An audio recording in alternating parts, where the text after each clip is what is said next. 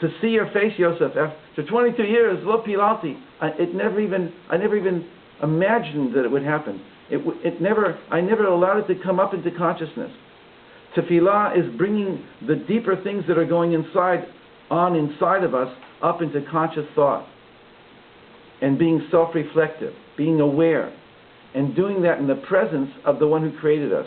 That's the additional. Even if we just do pilila, which is self-judgment, and judgment is probably not the right word here, because it's self-awareness, then of course we'll come to an awareness that there's a greater thing here. But tefillah begins as an inner process. And then he says it brings us to song. I can sing. And later on he's going to tell us, I don't know if we'll get to it, in terms of the wonderful text here, very rich, is that the points of goodness that we find inside of ourselves are like the notes of our song, the song of our lives. He talks about the Chazan who leads the davening and who sings. He's actually, in many places where Nachman speaks about, he's like the gardener who's picking the beautiful flowers in his garden and offering up it as a bouquet. The Chazan takes all the points of goodness in everybody in the shul and offers it up to Hashem as an incredible song. A true Chazan, and I think Shlomo Karbach was an incredible embodiment of this, is whenever we would be with him and he would make up a song, or he'd make up the song when he was in flight. Now he's coming and he's bringing his guitar and he's sitting down for 3, 4, 5 hours. He talks a little bit, but mostly he's creating this song, and we there with him, are part of this creation project. It's coming back because he's feeling how it's interacting with us. I was there a number of times when this happened, so I saw it was an incredible different way of singing. It wasn't going from one song to the other. It was the same song over and over again until it came to life, until you didn't want to sing any other song. It was a breakthrough to another level.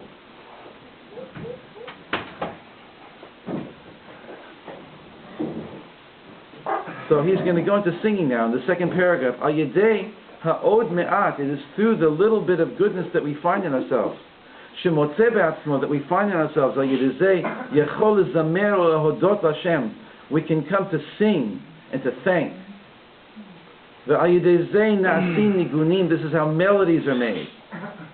Ki nigunim, for melodies, na'asin are made al yedei shemivarim Ruach Tova min Ruach Neka'ah. That's based on a verse in Isaiah, that instead of a depressed spirit, we will have a spirit of goodness. Instead of mourning, we will come into rejoicing. It's a beautiful verse in Isaiah. So songs, melodies are made, the melody of each one of our lives, such a beautiful idea, are made from the mivararim, by refining out and extracting out the spirit of goodness that's in us and dropping off the spirit that wants to pull us down. Azamra, I will sing. Daika, bechinat nigunim, songs, melodies. The truth is, Azamra, as we have in Psuke de Zimra, to understand what that is and why Psuke de Zimra are so powerful, but why maybe we don't appreciate them. But Psuke de Zimra is a loosening up of the emotions, and it should be done with a little sing-song, and it should be done in a sense where this is it's literally the emotional part of the davening. The first part of the davening is allowing ourselves to come to an awareness of our bodies as a temple for God. Pokeach ivrim, matir asurim. Hashem, you've given us a body. Asher yetzarat ha'adam b'chokhmah. You've made our bodies with wisdom. Our bodies are temples of our soul. Elohai, neshama shenatata bi teorah, ata berata, ata yitzrata, ata nefachta bi.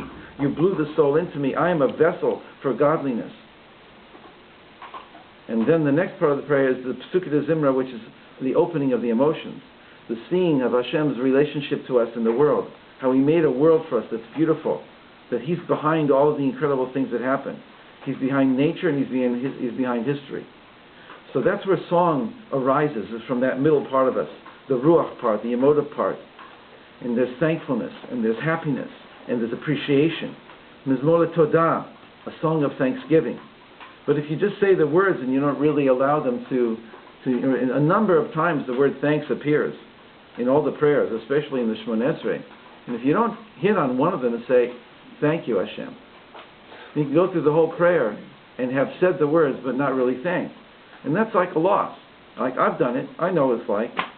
You know, a lot of my work is to kind of help us be there while we're doing it, instead of realizing afterwards that we missed out on the very thing that we were just doing. That's another aspect of ve'enenu. I wasn't there. I wasn't aware. How to maintain awareness and consciousness. Even if it's rudimentary at first, it's a whole secret of breaking through to another level of prayer. Anyway, singing is also, the word azamra means cutting. So I was fascinated with this years ago, that Sukkot Zimra is not just verses of singing, it's verses of cutting, of pruning. Pruning away that which is preventing me from being able to see Hashem in my life. Cutting away and taking away, because the song, its effect is to free me to be able to see the good, to feel the good, to hear the good. So the actual verb form, lizmor et karmecha, is to prune your orchard. And so in the seventh year, you lo tizmor, you don't prune.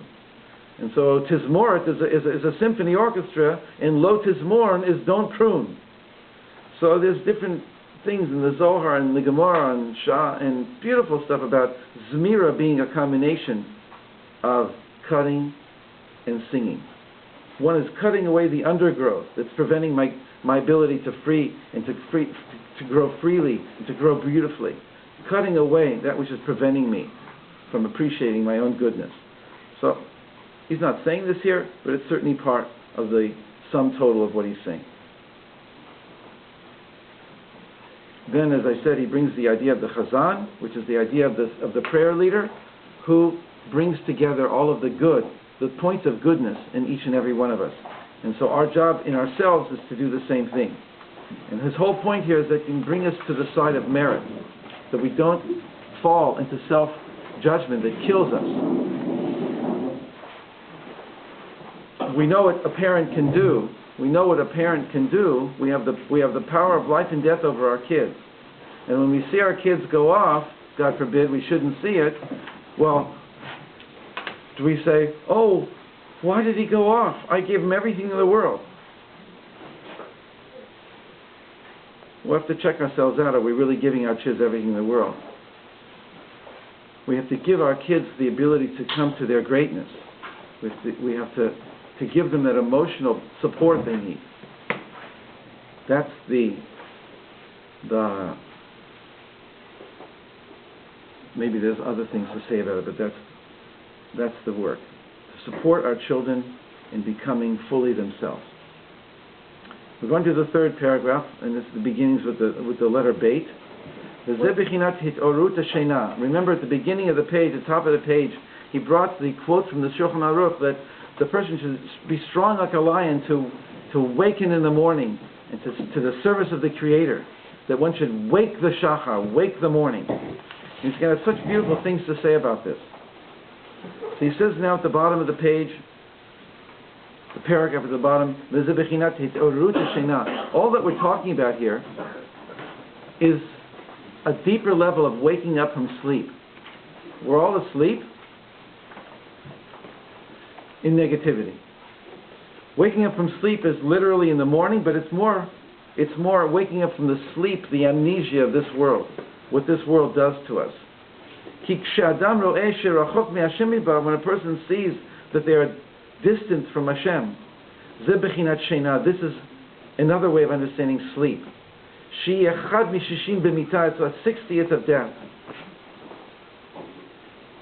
We die when we don't see our own goodness. We kill others when we don't see their goodness. It's that serious. Third line, second word, but when we search and seek and find in ourselves that nikuda